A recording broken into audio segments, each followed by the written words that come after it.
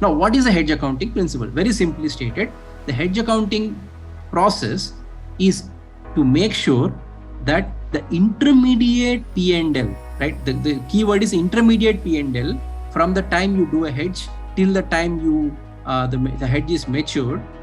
The intermediate P&L volatility is minimized, and the hedge, the accounting impact of the hedge reflects the actual intent behind the hedging.